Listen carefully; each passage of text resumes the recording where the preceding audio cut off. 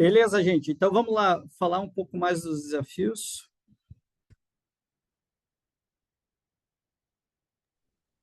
Sim, Gustavo. Se me Oi, permite só fazer uma breve introdução e uma resposta à sua pergunta. claro, com certeza. Se puder até repetir a pergunta, o pessoal que está acompanhando no futuro da gravação, acho legal ter essa menção. Claro. Eu apresentei no início aqui dos desafios, a gente tem um nível de insegurança alimentar muito alto no país, né? Foi apresentado dados com mais de 60 milhões, em que desses 60 milhões, quase 15 milhões vivem num nível de insegurança alimentar alta, grave. E aí, como pode, sendo que, por outro lado, a gente tem, em contrapartida, um dos países que mais produz alimento no mundo, né? Como que a gente pode vivenciar esses problemas, né? Qual que é a visão de vocês? E aí, isso é só para apimentar um pouco o bate-papo. A ideia aqui é que vocês tragam um pouco da experiência de vocês e a jornada de vocês sobre o tema de fome zero e agricultura sustentável, né?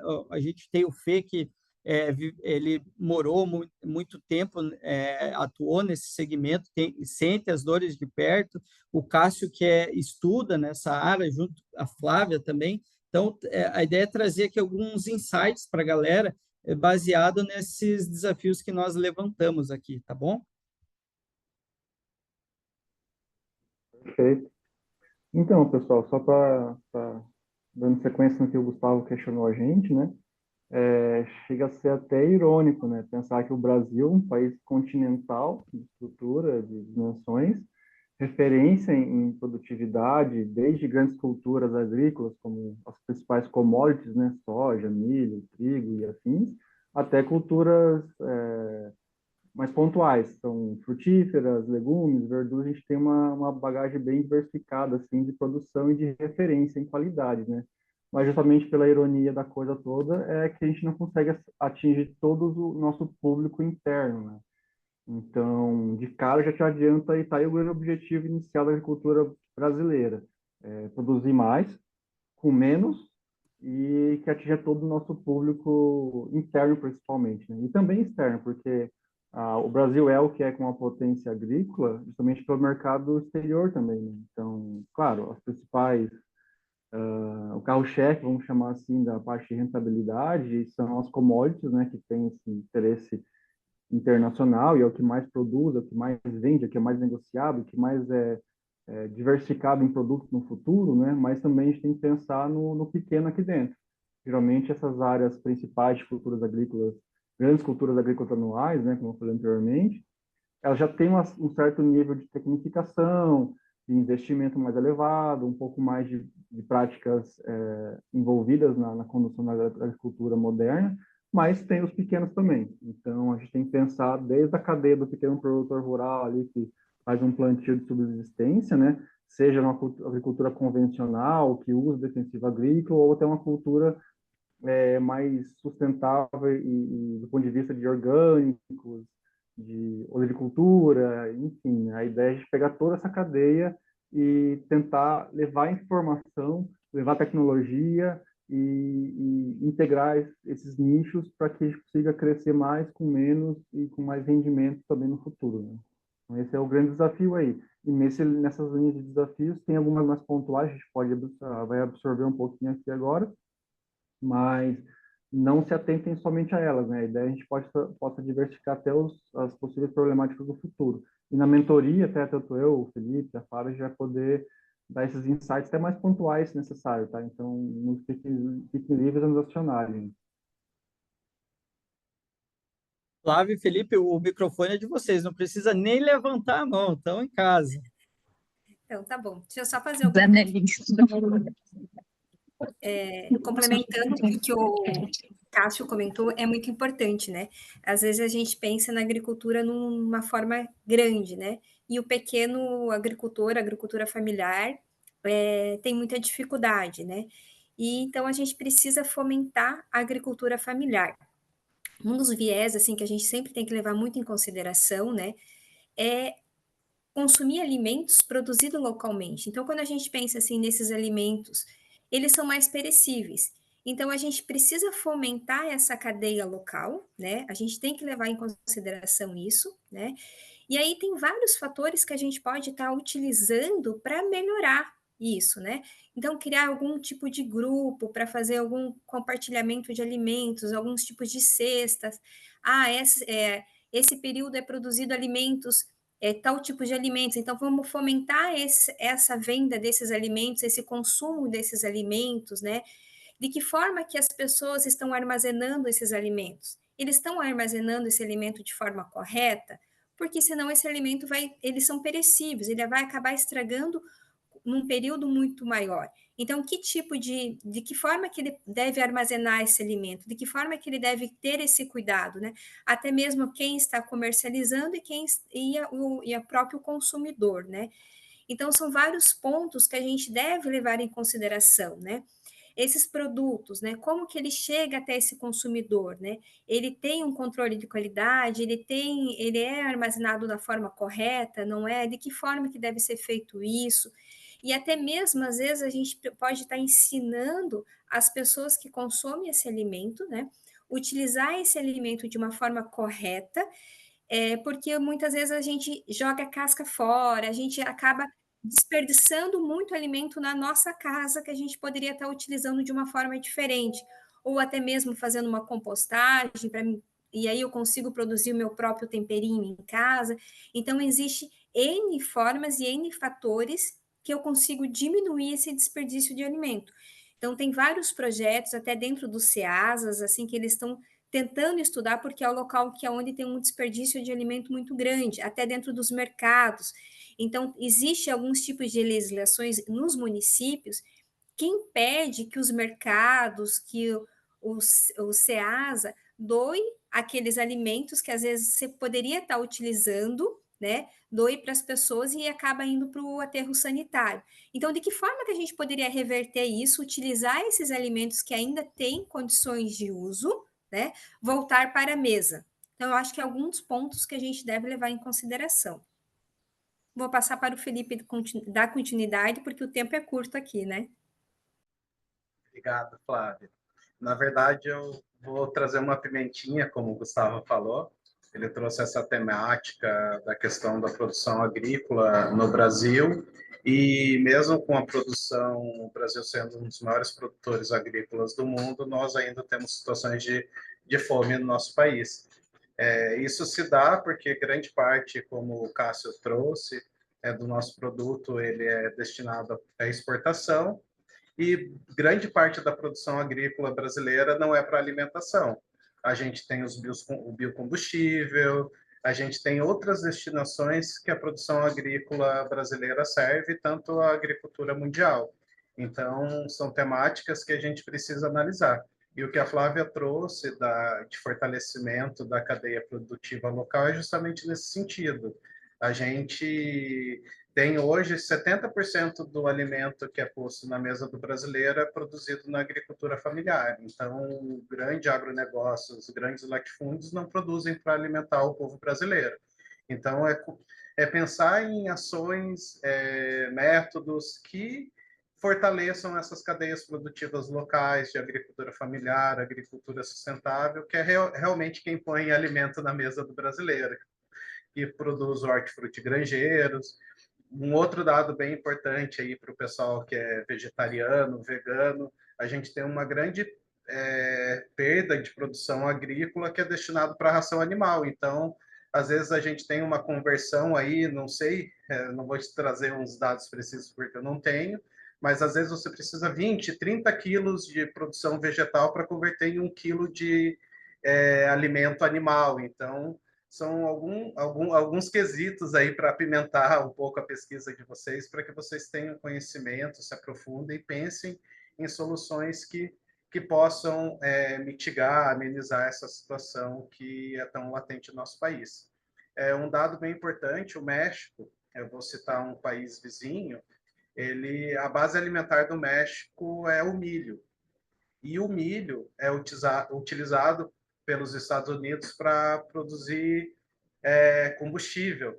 Então, os Estados Unidos compra a grande parte da produção mexicana de milho para converter para combustível. E o México, que a base alimentar dele é o milho, acaba passando por situações de não ter o milho na mesa e tudo mais. Então, são situações comerciais, a balança comercial, quando a gente fala da globalização e da alimentação nesse mercado, a gente começa a ter essas discrepâncias. Por isso que o importante é a gente tentar pensar nas cadeias produtivas locais, de como a gente fortalece esse agricultor local, como a gente fortalece o canal de venda com as feiras, com as cestas, como a Flávia trouxe. É mais uma pimentinha que eu trouxe para vocês de algumas informações quando a gente vai falar de segurança alimentar, que são bem importantes a gente ter essa consciência. Por que a gente produz tanto e ainda tem fome no nosso país? Legal, muito boas contribuições. E aí, a gente poderia aqui, pensando nessa dinâmica que agora, gente, nada foi programado, tá? Quem faz, faz ao vivo, né? Quem sabe faz ao vivo. Então, a gente vai passar agora por cada desafio. Se cada um dos entusiastas quiserem fazer algum comentário, a gente vai detalhando mais as informações, tá? Então, primeiro desafio, minimizando o desperdício de alimentos desde a produção até o consumo, né? Foi bem abordado aqui já. Se a Thaís puder, por gentileza, passar para o próximo slide. Agricultura sustentável para um futuro melhor. Quem quer fazer um comentário? Cássio? Essa é a mais pesada, assim, né? Bem ambiciosa, eu diria. Assim, gente, o que eu penso, tá? Quando a gente pensa até no item anterior de minimizar a desperdício, a produção, né?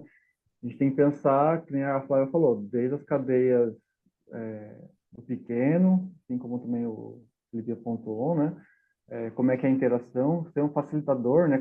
Existir canais que facilitem essa comunicação. E na minha cabeça, assim, eu trabalho muito com assistência técnica e extensão rural aqui na região oeste, tá? Então, eu visito o produtor rural, que desde o cara que planta soja até produtor orgânico. Então, a gente vê que ainda existe um gargalo bem grande em levar conhecimento para esse pessoal, porque boa parte deles estão com aquela visão de túnel, porque, meu pai fazia assim, meu avô fazia assim, então eu não vou mudar o que em teoria está ganhando, tá? Não é bem assim que funciona. A gente tem excelentes órgãos de pesquisa do Paraná, de São Paulo, do Brasil inteiro, que desenvolvem conhecimento nas cadeias de P&D, ciência aplicada mesmo, né? Que servem desde o grande produtor de soja até o pequeno produtor que planta alface orgânica no fundo de casa em 1 hectare que ele tem lá, ou até menos, inclusive, tá? Então, um gargalo que eu vejo assim, né? É você poder implementar boas práticas em toda a cadeia, desde do cara que vai pensar em quanto de insumo ele vai ter que colocar na hortinha dele, quantificar isso, né? Ter ferramentas metodológicas mesmo, tipo, como que eu consigo quantificar o insumo que eu vou usar? Como que eu vou quantificar o tipo de defensivo, que seja mineral, orgânico, enfim, ter ferramentas e de fácil acesso para esse técnico, para esse produtor, para essa família que está na linha de frente, vamos chamar assim como tecnologias, tá? Então, eu posso levar conhecimento do ponto de vista técnico, claro, com uma linguagem que seja bem facilitada, tá, gente? Porque nem todo mundo tem um entendimento tão aprofundado nas temáticas científicas. Então, você tem que saber pegar um conhecimento com um órgão de pesquisa como a Embrapa, que é referência em pesquisa agropecuária no Brasil, digerir isso aí e dar um feedback para um produtor que está na linha de frente. Então, eu tenho que ensinar o cara a pescar, literalmente, às vezes, né? Mas a ideia é você ter uma informação de fácil digestão para que ele possa incorporar no dia a dia dele. Se eu inventar uma metodologia muito ambiciosa, muito complicada, ele vai ficar com o modus operandi padrão dele, que é ir lá, ficar enxadinho e preparar o solo e perder nutriente, perder matéria orgânica, perder a microbiodiversidade do solo. Então, a gente tem que pensar nisso, desde de métodos científicos, com base científica, e que sejam aplicados de maneira fácil, e também tecnologias. Então, eu posso até desenvolver alguma ferramenta que no dia a dia do produtor lá que está o dia inteiro na roça, vamos chamar assim, não é mais popular, facilite a vida dele. porque trabalho no campo é pesado, é puxado, ainda mais para o pequeno que não tem tanto acesso à tecnologia, porque é custoso, a gente sabe disso, tem um custo por trás, né? Então, a minha sugestão de pensamento assim para soluções que possam pensar nesses itens né, e partindo para o 2, é justamente isso, pensar desde a cadeia inicial lá como dimensionar uma lavoura, dimensionar uma horta, seja fácil, levar conhecimento e algumas tecnologias que possam auxiliar. Então, automatizar algum sistema, alguma ferramenta, algo assim que na maneira geral seja de fácil incorporação no dia a dia do produtor, tá? E também nas cadeias produtivas, nos arranjos comerciais, é outra dica que eu vejo aí, tá? A região do Oeste do Paraná, por exemplo, aqui nós estamos, né, é referência em produção agropecuária. A gente tem diversas agroindústrias bem relevantes no Brasil todo. Elas atuam com cooperativismo. Talvez seja uma pegada interessante de vocês pensarem em arranjos para o cooperativismo atingir a classe que a gente chama de invisíveis, que é a pessoa que é um produtor tão pequeno que ele não aparece no radar, porque ele tem uma área minúscula, ele não tem integração com uma cooperativa, ele não tem acesso a um mercado para escoar os seus produtos, ele não é assistido por algum técnico especializado. Então, fica uma dica aí, levar conhecimento, levar boas práticas, né, que já existem na literatura, existem no mercado, só que é mal difundido, é mal absorvido, é mal interpretado.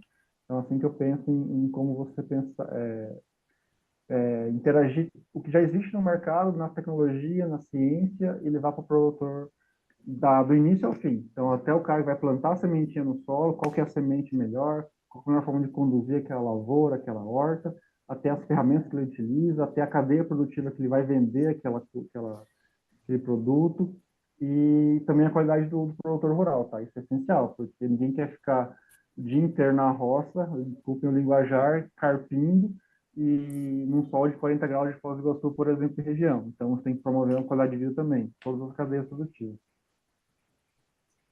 Gostaria de contribuir com o contraponto nessa questão da agricultura sustentável.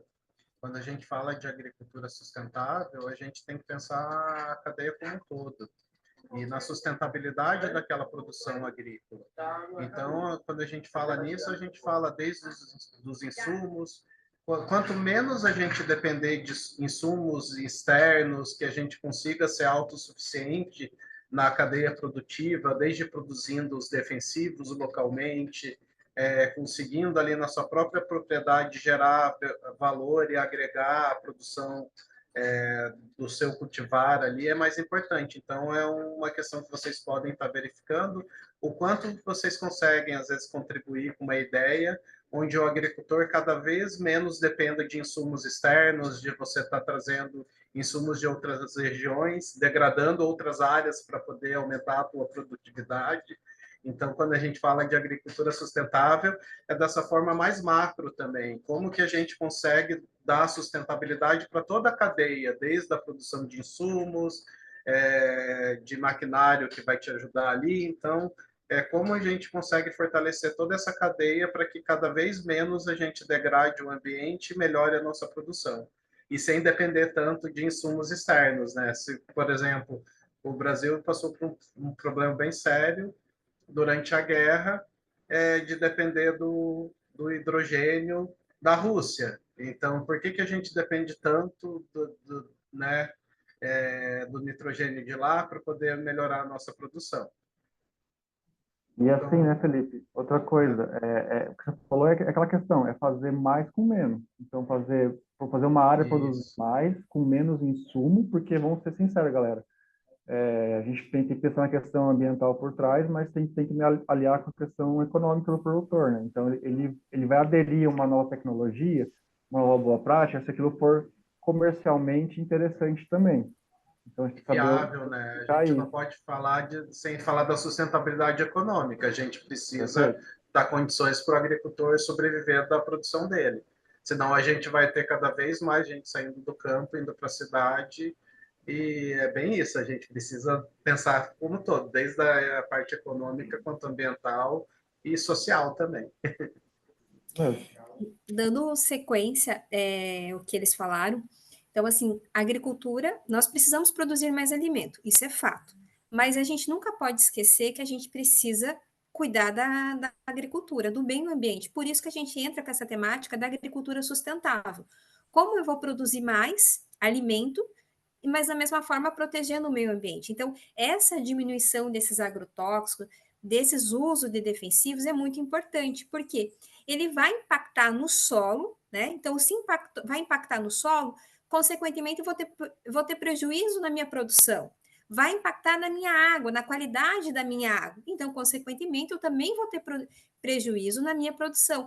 Então, é um elo, é uma cadeia que ela está interligada. E aí a gente entra lá assim, fala assim, ah, mas eu tenho muita água no meu mundo. Tenho, né? Realmente, mas de todo o total da água que eu tenho, somente 2,5 é água potável. O restante não é água potável, é água salgada. E aí, quantos por cento que eu tenho dessa água disponível para consumo? Que estão em rios e lagos, que é aquele consumo mais acessível? 0,3%. Então, a gente começa a ver que começa a diminuir. Então, eu tenho uma grande quantidade de água, daqueles 2,5, que elas estão no formato de geleiras. Graças a Deus que tomara que elas ficam com um bom tempo lá.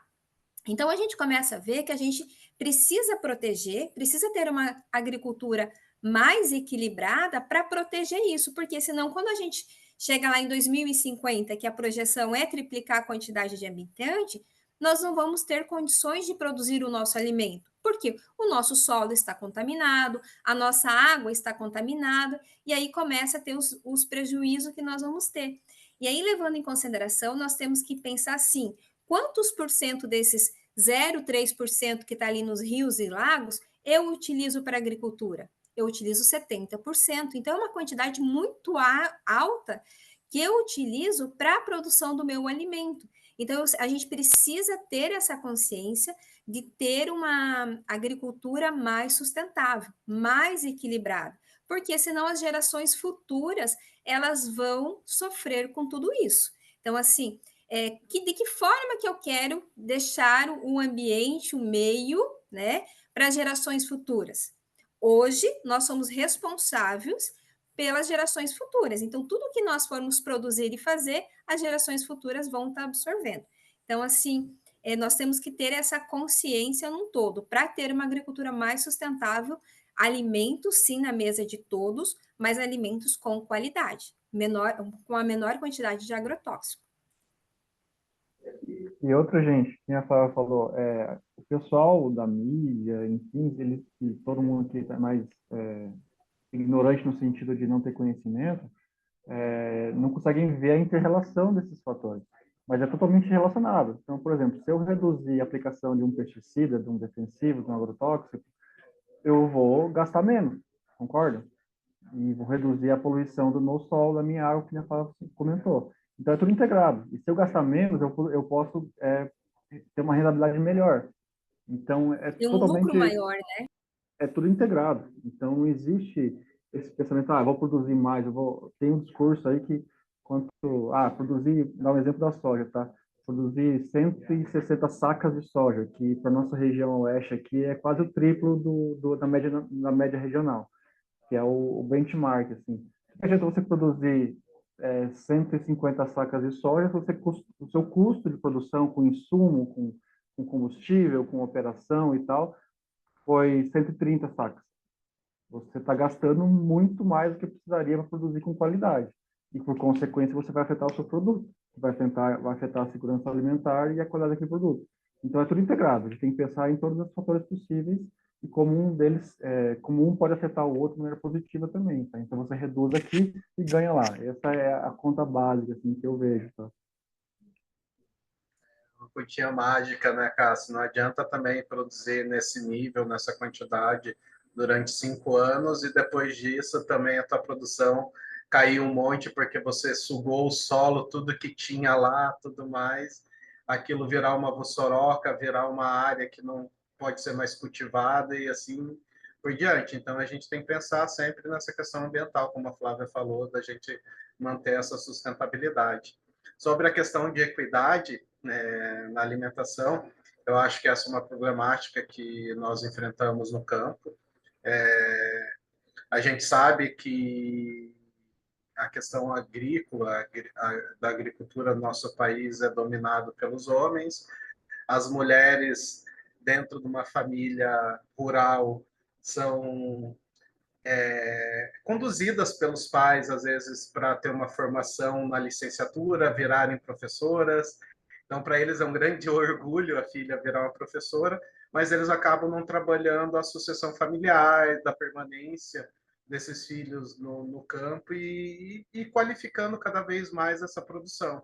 A gente sabe que os jovens têm uma facilidade maior para ter acesso a tecnologias, a novas formas de produção, e muitas vezes esses jovens não têm voz, né, nas suas famílias e ali na sua propriedade para tentar implementar, às vezes, uma nova forma de se estar cultivando.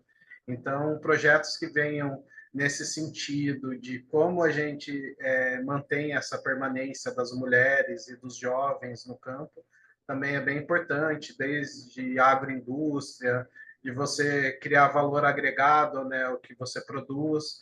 Então, você começa a melhorar a renda da família, porque às vezes é muito mais...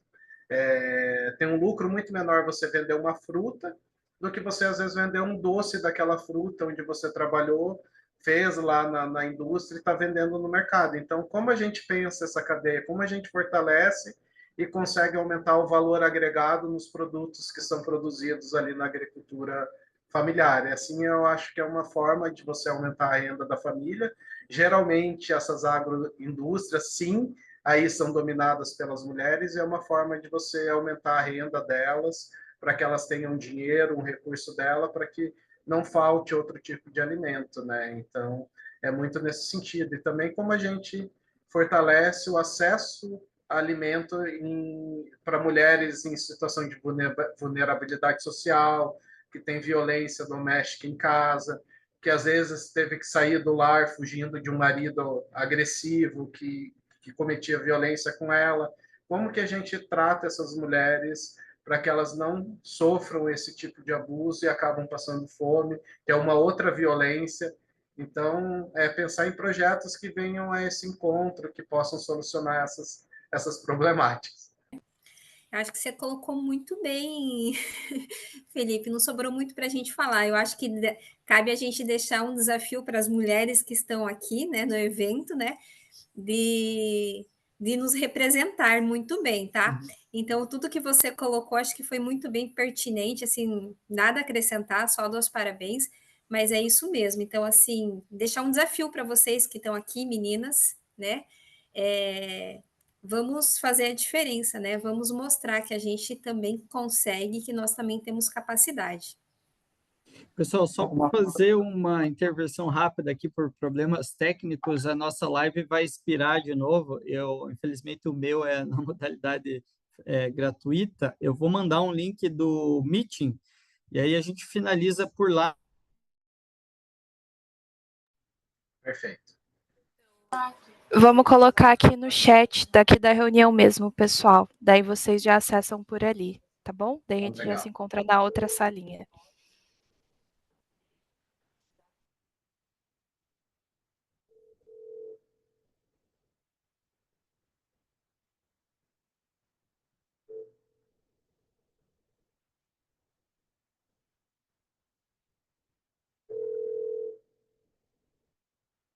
O link já está disponível, gente. Vamos migrar para outra sala.